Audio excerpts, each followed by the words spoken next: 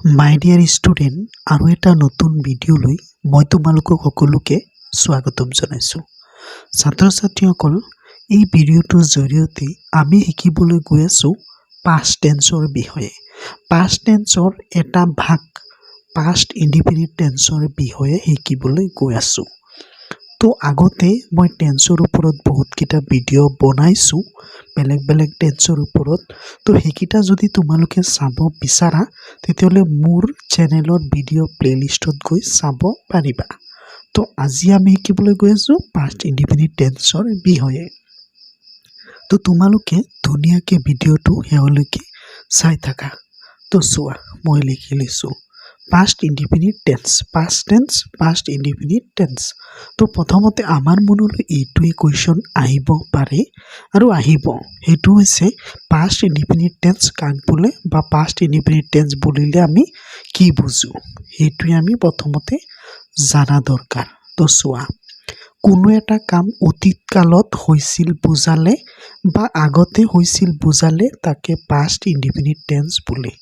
মানে কোনো এটা কাম অতীতত হৈছিলে, অতীত কালত হৈছিলে বা আগতে, অতীত কালত মানে আগতে হোৱা, তো অতীত কালত বা আগতে হৈছিল বুজালে তাকে past indefinite tense বোলে।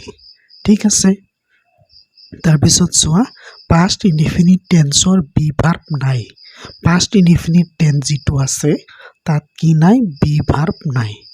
প্ৰায়বিলাক টেন্সতে be verb আছে, টেন্সৰ ভাগতে be verb আছে। তো present indefinite আৰু past indefinite tenseত be verbটো নাথাকে। তো past indefinite tenseতো কি নাই, be verb নাই। তাৰপিছত চোৱা, past indefinite tenseত বাক্য গঠন কৰোঁতে past indefinite tenseত বাক্য গঠন কৰোঁতে মূল ভাৰ্বৰ past tense লিখিব লাগে। তো past indefinite tenseত আমি যদি বাক্য গঠন কৰোঁ আৰু যিটো বাক্য থাকে তাৰ মূল ভাৰ্বটো সদায় past tenseৰ হয়।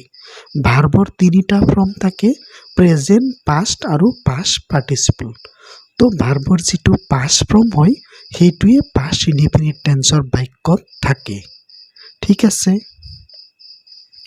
তাৰপিছত চোৱা, বাক্যৰ গঠন।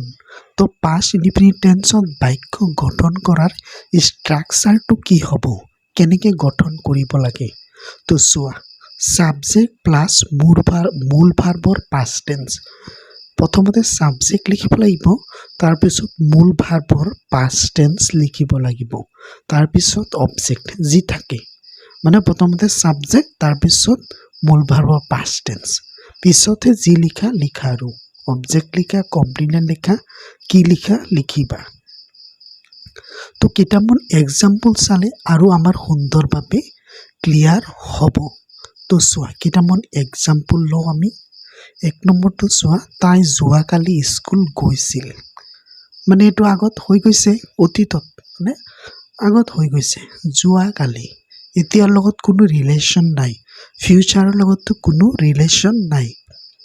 তো তাই যোৱাকালি স্কুল গৈছিল, ইংলিছত হৈ যাব she went to school yesterday।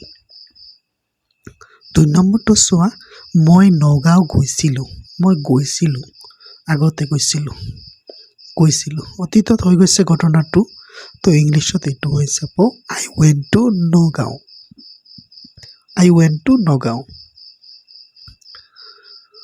৩ নম্বৰটো চোৱা, ৰীনাই মীনালৈ এখন চিঠি লিখিছিলে। ৰীনাই কি কৰিলে, মীনালৈ এখন চিঠি লিখিছিলে। পাষ্ট টেন্সত অতীতত হৈ গ'ল, আগতে হৈ গ'ল ঘটনাটো। তো ইংলিছত হৈ যাব Reena wrote a letter to Meena. তাৰপিছত আৰু এটা এক্সাম্পল, লাষ্ট এক্সাম্পল লওঁ, মই এই কলমটো পাইছিলোঁ। তো মই এইটো কলম পাইছিলোঁ। তো এইটো কেনেকৈ হ'ব, ইংলিছত হৈ যাব I found this pen। মই এইটো কলম পাইছিলোঁ। ঠিক আছে, তো মোক লাগিছে তোমালোকে সুন্দৰভাৱে বুজি পাইছা past indefinite tense মানেনো কি আৰু ষ্ট্ৰাকচাৰ কি হয়, এক্সাম্পল কি হয়, গোটেইখিনি জানিলা। তো এনেকুৱা ধৰণৰ ভিডিঅ' চাবলৈ মোৰ এই চেনেলটো ছাবস্ক্ৰাইব কৰি ৰাখা। ধন্যবাদ।